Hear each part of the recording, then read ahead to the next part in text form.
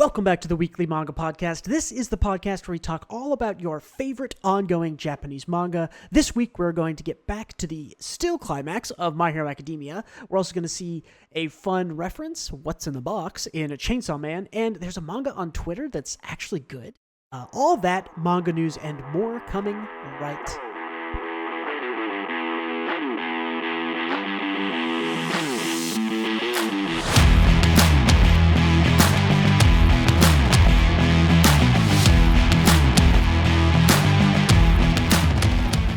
Hello again, my name is Bruce, and I am the proprietor of the White Gray Black YouTube channel. This week I am joined again by my constant co-host, Gautam.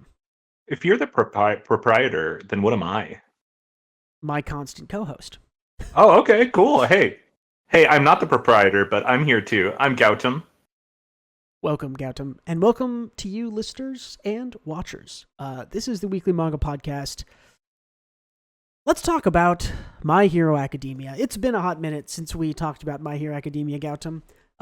It's been a bit, man. But the last time we talked about it, we were still in this massive climax, and I think the time before that, and I think the time before that. In fact, I think the entire time we've done this podcast, which is like almost 18 months now, we've been in this huge climactic final arc of My Hero Academia, and that is a problem, in my opinion.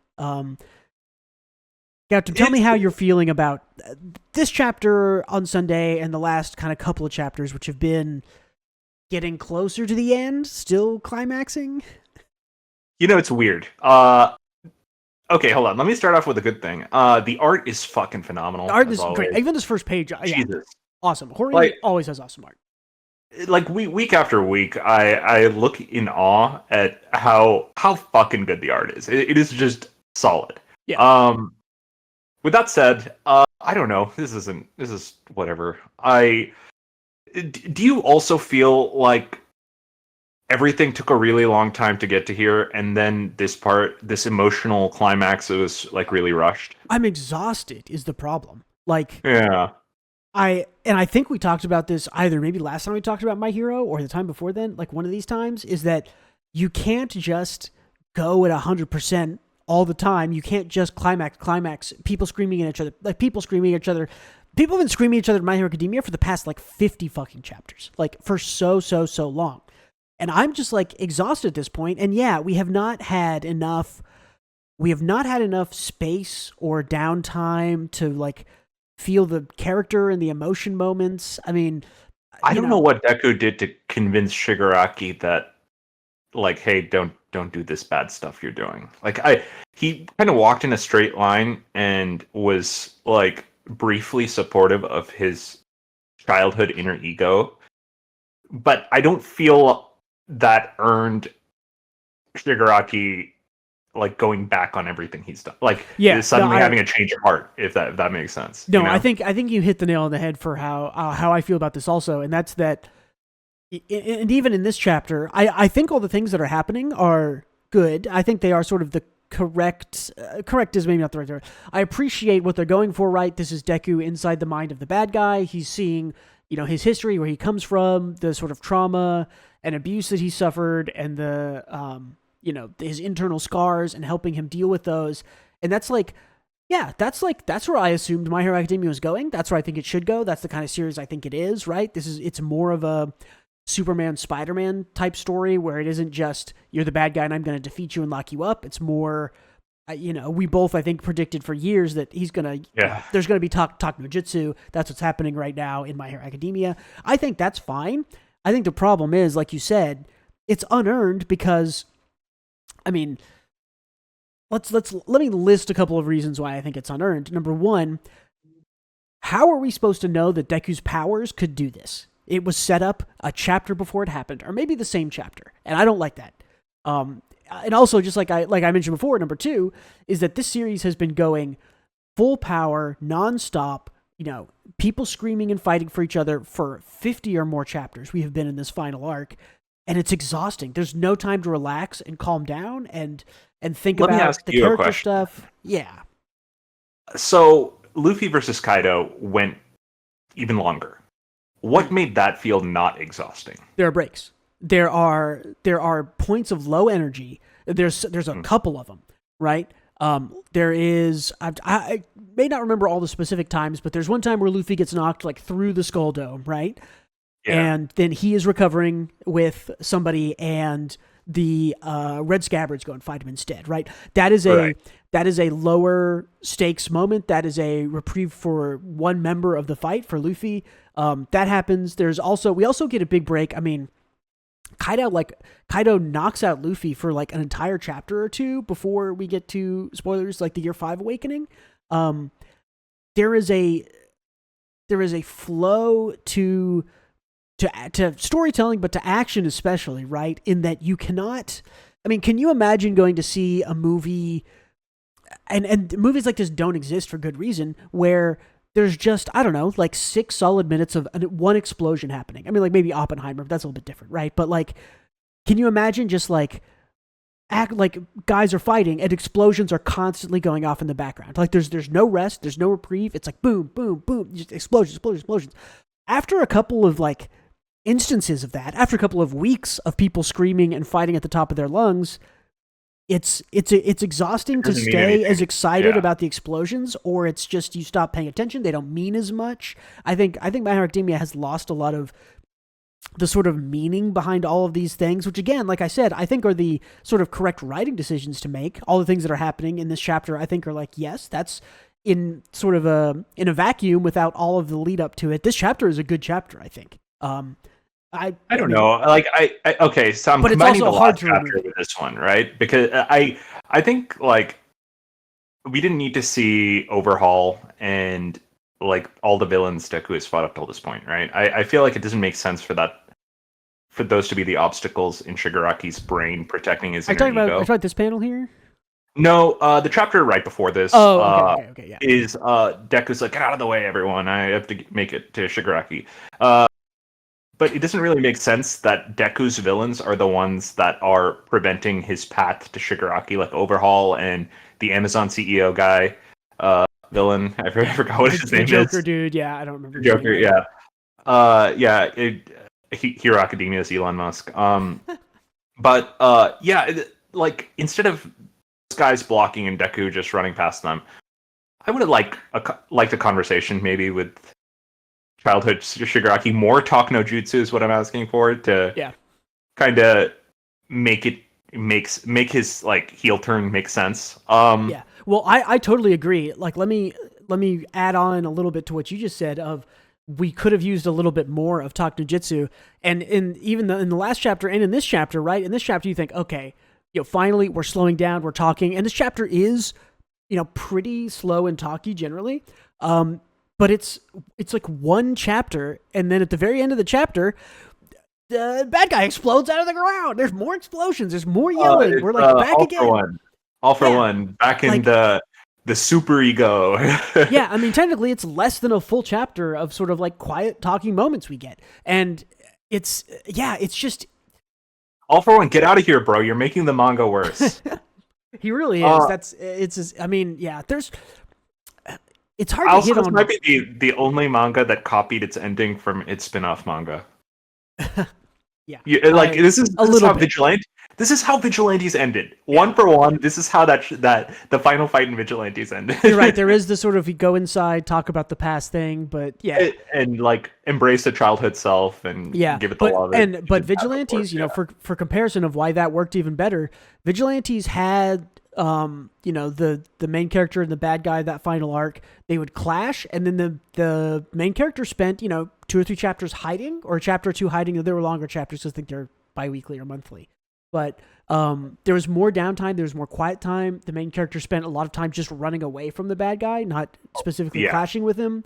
And all this to say that there is a flow to storytelling and to action and to all this, and you cannot just turn it all the way up and keep the dial there, right? There is, the big exciting moments aren't as exciting if you don't have quiet moments beside it for, contrasting tone. And My Hero Academia has just been at a 10 for like more than a year now. And I'm exhausted. Like every time I turn up, I'm like, okay, more people are going to be yelling. I guess we did go into the war arc straight into this. Like it was. Yeah. Well, and even that, yeah. I mean, and the war arc was a little bit even better pace than this, and I didn't love that arc, I don't know but I well, not better overall, but better paced in the fact that we got a little bit more. There's a little bit more downtime. Yeah, we got Twice stuff. I think I can elevate anything with Twice in it because he's just a good character. Yeah, Twice was great. But like I think like in addition to this just not flowing great, I think we are also less invested, right? I didn't question how Deku got inside his memories or whatever at all, because I just assume Deku has every power that makes the plot go forward. Yeah, which is, which I don't like, but that, I don't like it either, right? But it's like I also don't like. I also don't. I mean, we both, I think, don't like that Deku just got 14 superpowers randomly in one chapter. In chapter 260 or whatever it was. It's just like it's just. I think it's just Hori wanting to end it. He's just burning out. Is what it feels like. And I get it. This art must take a fucking while to get to this level, right? Oh yeah, for sure. I mean, but still, I'm with you. I'm with you in that this is just the same as it's been, and we predicted it, but it's not even a fun prediction. It's just like, all right, let's just wrap this up and let's move on to like, I don't know, Jujutsu Kaisen or something. Yeah, I mean, a positive thing. I throw some positive things. It's not all bad. I do think this idea on this page here that we're looking at, where Shigaraki says like the villains need a hero of their own. Like, I think that's a cool mirroring of Deku, who's sort of like striving to be, the one who smiles. And saying that, like, there's an idea that adults need support, bro. The people who hate their lives, they need someone to destroy humanity for them. Yeah, I mean, but there's an idea it's a warped, no, I like it. I agree. I'm just ribbing it. It's a warped perspective that he has currently, and it's meant to be shown as warped, right? For sure. And there's this idea that sort of like the villain is the hero of their own story, which I think this is sort of an interesting play on, right? Where it's like, I'm the hero of these villain story of these overlooked people, which, they kind of, again, my hero has not like really fleshed that out or done it well enough, where it's sort of like, there were people that were sort of discriminated against based on their quirks or based on how they looked or whatever. My Hero Academia brought that up and addressed it, but didn't develop it and didn't go anywhere with it. I don't know. That's like, again, one of many. It's back on, along with all of Spinner's stuff. He's just there. Yeah, and it's just a mess, and it's a mess, and it's loud, and someone is asking me to pick out the narration in a movie turned up to 10 and with explosions going on all the time, and it's too much. I need this to end. I'm ready for My Hero Academia to be over.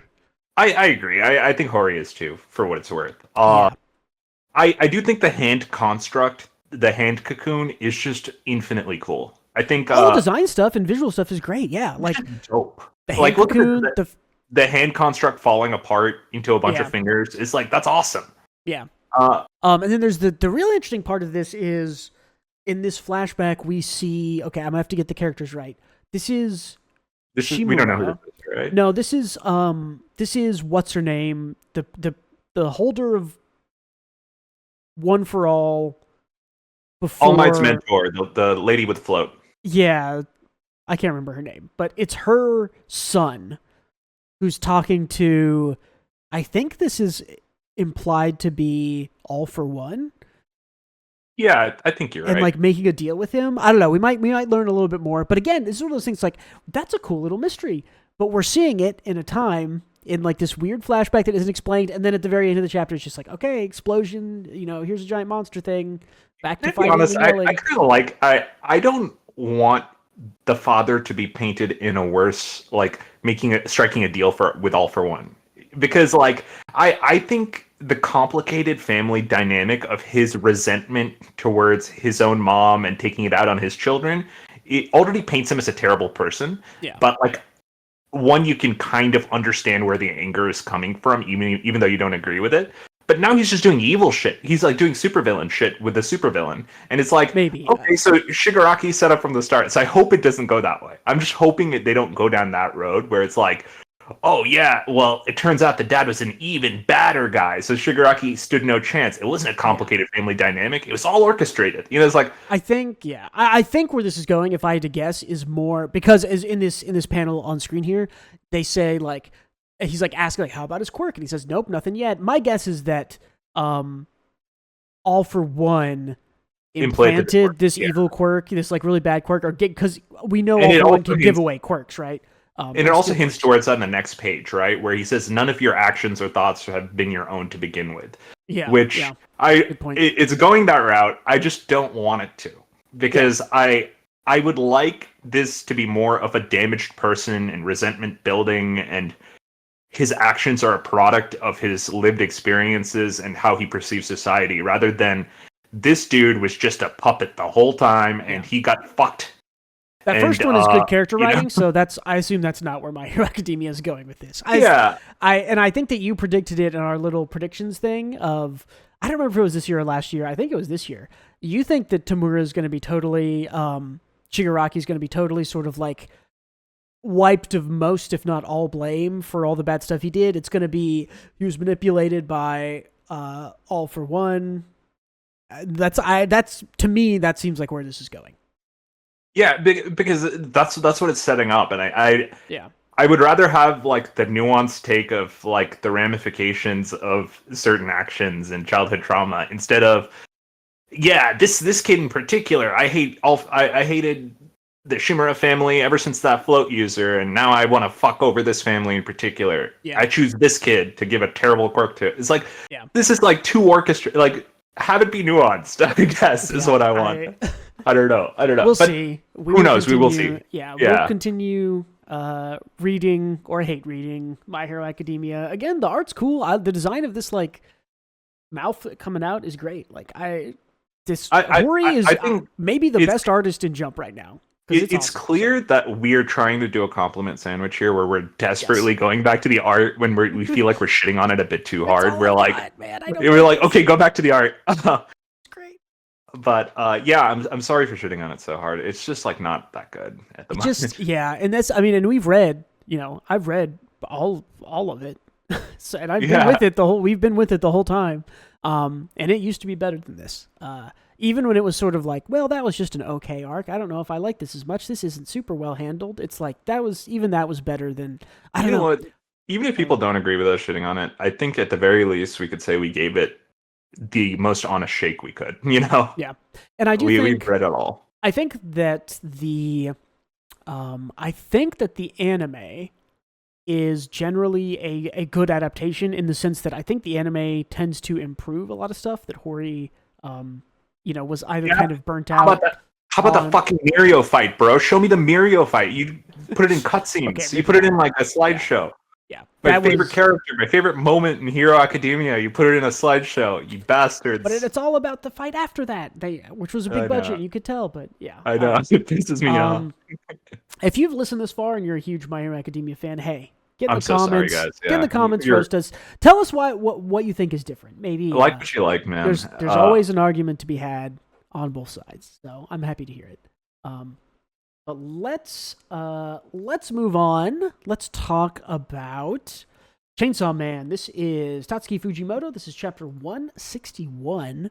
The whole stuff that's been going on here has been interesting. A little slow. We're in a little bit more of like I mentioned before. We're in a little bit more of a slower time. Things I think are about to come to a head.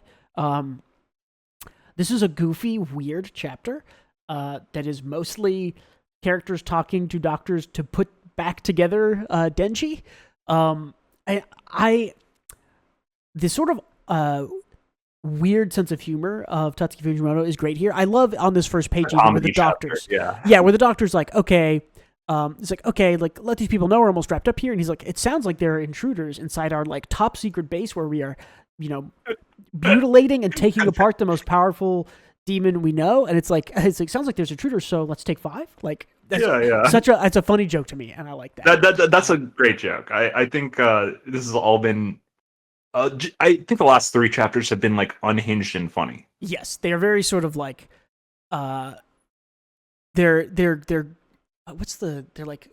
goofy and they are not. You think it's going to be serious, like, oh, Asa's assaulting the compound where Denji's being held. This will be a big action breakout thing. And Fujimoto's like, nah, it's going to be goofy. And, Asa, like, was it last chapter or 2 chapters ago? She just, like, trips and falls down in the background. Like, while they're trying to sneak around. I don't know how Asa manages to be a more serious person than Denji, but somehow just goofier. Yeah.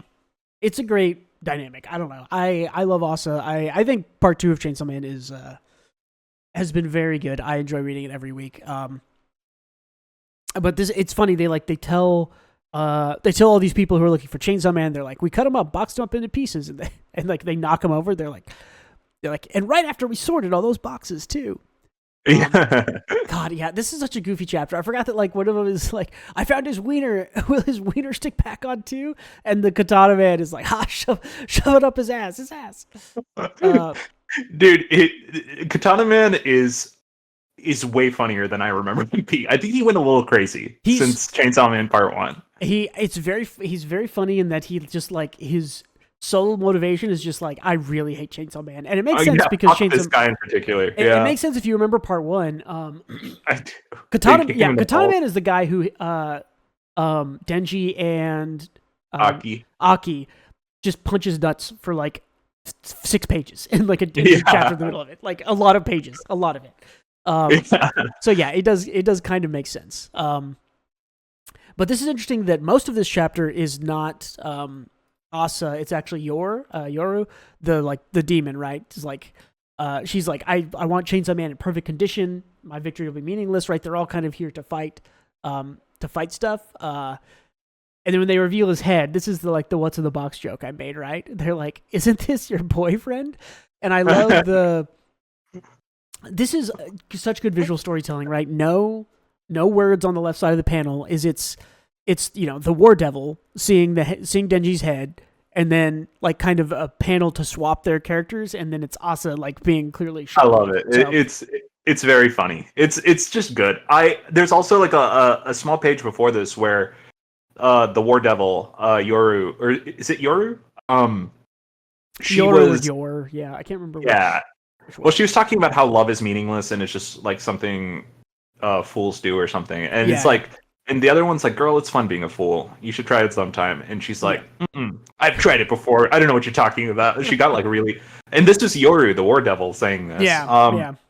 So I think the true pairing, ultimately, is that owl, the War Devil owl, and Pochita at the end of this. I could see it. You never know.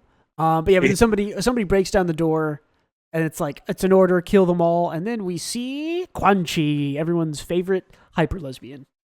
I'm happy to see her back. I thought she was super fucking dead. In Part 1. But yeah. Yeah. But I mean, I guess she's hard to kill.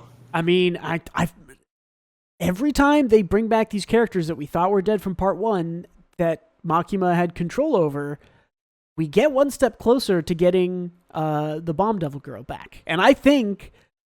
like every chapter we go by that shows us another person that's kind of revived or still alive. Like I think this arc or whatever might end with like a reveal that she's still alive, and I think that the joke will be.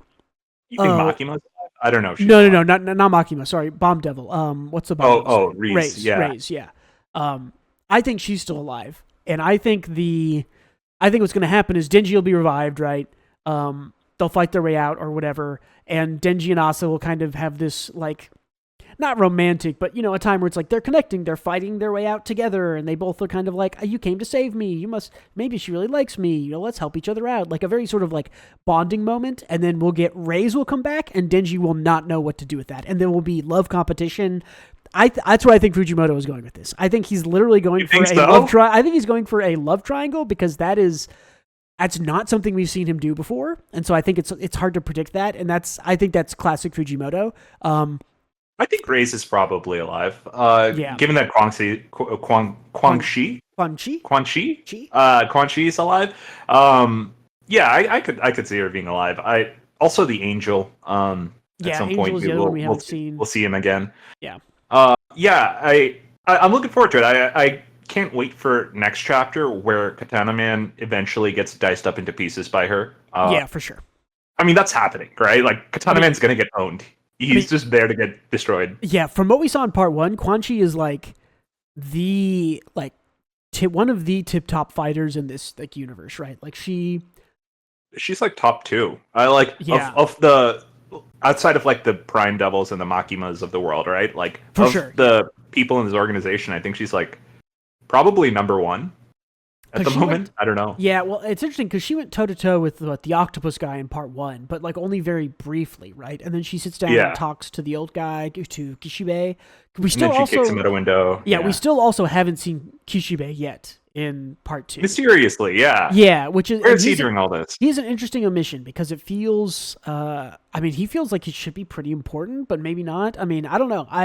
He should be very important because he is Denji's like number 1 ally at the end of part 1. Like him in power, right? Like are his 2 supporting pillars. And then just Kishibe. He's like the only one on Team Denji. So I don't know. Him being missing is definitely intentional. I just don't know why. Yeah, I don't either. I mean, I think it might be, maybe Kishibe shows up with Rays. Maybe that's how this goes. But I'm curious. And somehow, man, Fujimoto is so good at, even when a chapter is just like jokes, like this chapter is mostly jokes, he still ends it kind of with a bombshell that makes you want to come back like next week, which this is like this is how you write weekly manga, right? Like this is how you end them, right? Like everything's jokes. Like you could have ended on this page on the left here where it's like, oh no, a guy just broke in, killed them all. And it's like, oh, okay. But like revealing it with like a character we know from part 1 that we thought was dead, like is like, I don't know. It just like, it makes you want to come back next week. And that's like, if you're doing a weekly serialized thing, the perfect way to do it. And Fujimoto does this like pretty consistently. Yeah. Dude is a top talent for sure. I'm looking forward to seeing where it goes. I'm waiting for it to pop off still. I think we hasn't have popped to be off close. yet. Yeah, it has not popped off. This assault has been sort of kind of more low key than I expected at first. I think I'm vibing. I'm liking it. But me too. I think there are people who are waiting for it to go back to Chainsaw Man Part 1 Insanity, Yeah. And it hasn't gone there just yet. Yeah, well, and I think we're missing, the most kind of like memorable, the most memorable moment, and I think the most famous panel of Fujimoto's from Chainsaw Man, right, is the Darkness Devil from part 1, right, with upside down astronauts, like that panel. That one is probably the most iconic, yeah. Right, and we have not had a moment like that in part 2 where, that moment in part 1 was where you think like, oh yeah, we're fighting this, blah, blah, blah. There's powerful stuff. We get it. Where suddenly everything was just kind of like broken open. Everyone was threatened. Everything was wild. Like it didn't necessarily change the trajectory of everything, but it was very surprising and suspenseful, and felt like it turned some things on their heads. Like powerful people lost limbs when that happened, right? And Makima had to kind of bail everybody out, and that revealed a lot about how powerful Makima was. And we haven't really gotten that kind of moment where we've gotten to sort of like huge reveal, huge twist, huge kind of, power jump, if you want to compare it to something like that. Things have been kind of smooth in the sense of they're slowly building on each other, and we aren't getting a lot of like big reveal, big twist, big, one way or the other type thing yet. That's fine and all, because I think like that part happens at the end of like towards the end of part 1. It happens after the Santa Claus It's like arc. 70% in or so, maybe. Yeah. But it's like we still haven't gotten like a shark tornado thing like we did. Also true. We haven't gotten like big set pieces yet. I guess the Cooking Devil is a big set piece, right? Yeah, and the gravity devil. I mean, the motorcycle thing I think was a good set piece. Oh, that was a good one. That was a good set piece fight. Yeah, yeah, you're right. But we haven't really, and the aquarium a little bit. We kind of came out of that one. I don't know. It feels. The stakes still feel like kind of chill for the moment. So I think eventually we'll see like we're getting into high stakes territory, I think. Yeah, well, and I do think that the seeds of high stakes have been planted, right? People are talking about this like end of the world event coming, and some people are trying to prevent it, some people are trying to cause it, and I think so. I do think we're like about to brush up against that stuff. So I'll be curious to see how that goes down, because that is when Chainsaw Man gets talkable. That there's stuff to talk about when those big events happen. So I agree. And I'm looking forward to it. I believe in Fujimoto, so I I do think too. I'm Yeah, looking I forward to trust it. him. I trust him. Cool. Yeah. Anything else on Chainsaw Man here? Nope. Awesome. All right. Last up manga this week is I wanted to bring something a little bit more lighthearted, a little bit cuter. This has been daily on Reddit for a couple months now. This is a series called, let me get the Japanese. This is Neko no Tedate Yaku ni Tatsu, or in English, that is even a cat's paw can be useful. This is by the mangaka called Nobel. You might also know them for Moso Telepathy, which was published, I don't know, a couple years ago. Read it week to week, baby, or day to day, baby. Yeah, well, I mean, this That was is a good one. yeah, It was and like this it was is a sweetheart of our manga at the time. and this is it. This is the new sweetheart, I would say, of Reddit manga, because this is, every day, pretty top of the voters. The cute art, full color. The essential idea is this guy adores cats. He loves cats. They're his favorite thing ever. Maybe a bit too much. Yeah, probably a bit too much is kind of his funny thing, and the sort of the twist of the whole story, I guess, in the start here is that there are certain cats that can transform into humans and back again. And that first starts with this kind of homeless cat that he finds in the park, and it turns out they go to school together. There's some hijinks there. The most recent chapters, he's been going to like a cat cafe, and there's lots of cats who can transform into humans, and they have some problems. He's been, talking to them and dealing with problems that. or cat problems. They have both, which is, I think, part of the appeal, is that some of them are like, well, I just really like tuna. And other times it's like, I don't like, the way this person pets me. Or, the main cat girl, she's kind of, this is like, I guess this is a little bit of a romance, I'd call it, because there's a little bit of, I don't know. Have you read a whole lot of this, Gautam, or seen it? I haven't read like any of it. Okay. I think it's on the same vibe as Moso Telepathy. So, yeah, it's very cute. It's very funny. It's very chill. It's good. I mean, I'm enjoying it so far. I don't necessarily catch every chapter every day, but I'll go and I'll read it. It doesn't feel like I've missed a whole lot. Kind of the same chill vibes as like a Tomo-chan or something, which I thought was really good when I read through all of it. Yeah, Tomo-chan is great. Can I ask you a question? And maybe this is an ethical question. I think it's weirder if he falls in love with this girl, that if she's a cat that can turn into a human, rather than if she is a human that can turn into a cat. Does that make sense? Like, I think it's okay to fall in love with a girl who can turn into a cat. I don't think it's okay ethically to fall in love with a cat that can turn into a human. So then, if it's a 50-50 thing, then what if there's not a base? They can be a cat or a human, and they are a singular thing. What's the answer there? What did you start us? Were you a cat? I mean, or did you come out of a cat?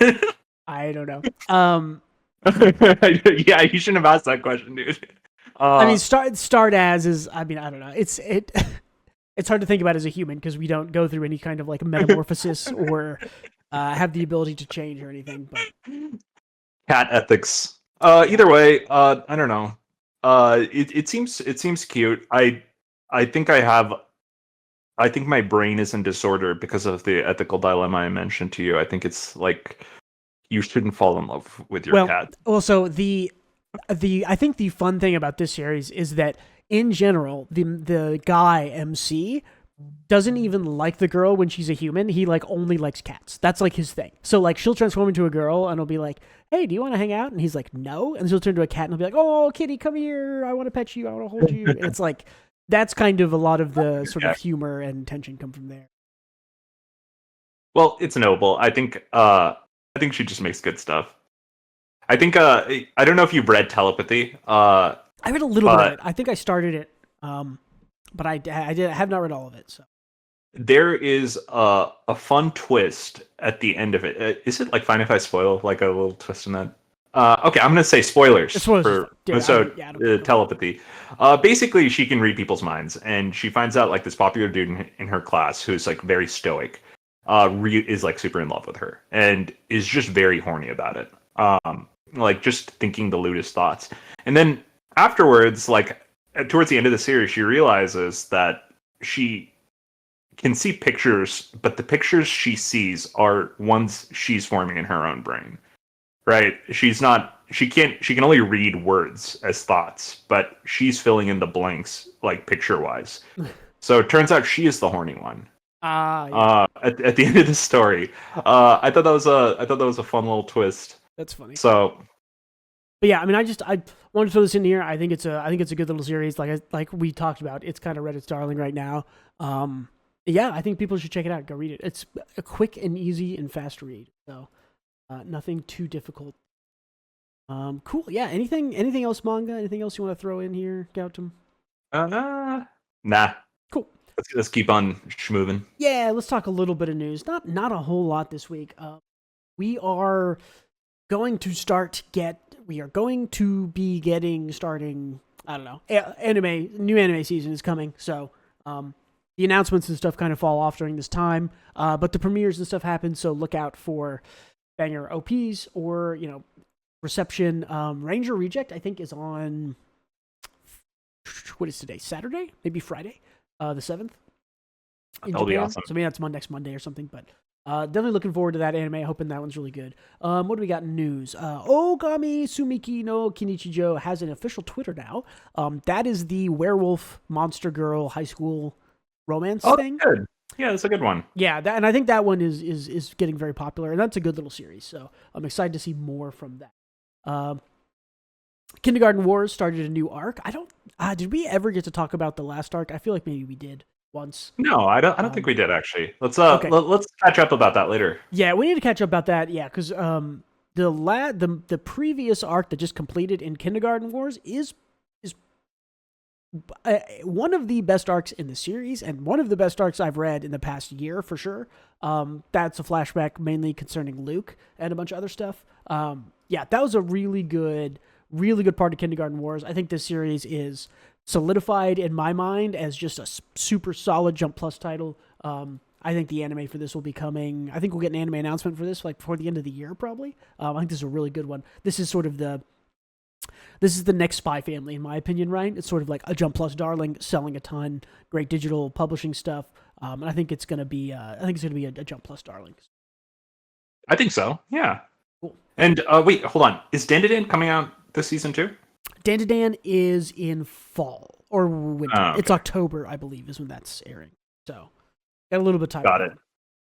Viewers, recommend tell your friends to look out for Dandadan, and that way you can get the social credit for recommending it to them. Funny story. Okay, I'm wearing a Dandadan shirt right now, but I have a Dandadan hoodie that I wore like all through winter here, and I don't think I have ever been stopped and had people ask me about like, oh my gosh, like what's that anime? What's on your hoodie? Like more than wearing my Dandadan hoodie. I've suggested it to like so many people. It's wild because they look at it and I think they see and they go, oh, that's some anime thing, but what is that? And they'll be like, is that Bleach? Is that like I had some people think it was Bleach. Some people think it was like Attack on Titan or something. And so I got to tell Bleach. Yeah. I can see why they think that. I went to like the grocery store like I don't know 2 weeks ago like wearing it and some guy was like what is that and I was like oh let me tell you like this is Dandadan. It's not out yet. You should go read the manga. He's like I usually just watch anime. I was like okay the anime's coming, get ready for it, there's trailers out. So yeah that's gonna, the studio seems perfect, the style seems great. Yeah, I'm totally hyped for that one. I think that's gonna be great. I think so too. I mean, I hope so. You really have to break the bank to make Dandadan work, but it seems like they are, right? It seems like they're going for it, or they are adopting a style which doesn't require nearly as much money, but still captures the spirit of it, which I think is the correct way to do it, which seems really good. To be honest, I just don't get how anime budgets work. Apparently, Ufotable's, or Ufotable, as I call it, budget is the same as like any other anime. So I don't know how quality works here. Maybe they just get good people for it. Ufotable specifically is a pioneer in digital, certain digital tools that they use to make their stuff look so good. So that's one of the reasons they looked so good so early, and you don't hear about them as much anymore. Other studios have risen and used the same tools and the same styling and stuff, and so their stuff isn't as unique and cool because everybody's doing kind of digital compositing and stuff like they were doing. They were doing it like 15 years ago, so they were way ahead of the curve. But yeah. Huh. Okay. Cool. Cool. I think that's it for manga and manga news. Gautam, why don't you tell me what else you've been doing this Uh, week? yeah, I've been doing that. I've been playing tennis. You said to put Uh, tennis on the thing, so I was like, I'll find the goofiest tennis picture I can. this dude is having a day of it. I don't know what's happening there. Yeah, I've been playing tennis. It has been challenging, but not because the tennis has been hard. It's been hard finding people to play with as an adult.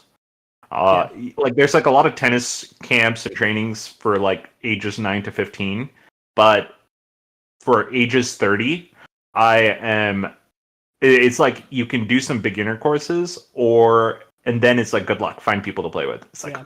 fuck. I wish there was an established system so 30-year-olds can get into shit like this, but there's not. So No, you're I have to supposed to be basically married and having children by now, so those don't exist. So sorry. I know. And I don't have any kids to play tennis with me, so I have to do the tennis version of dating, which is basically just finding people who want to play tennis Yeah. with me. There's probably an app somewhere to find people to play tennis with.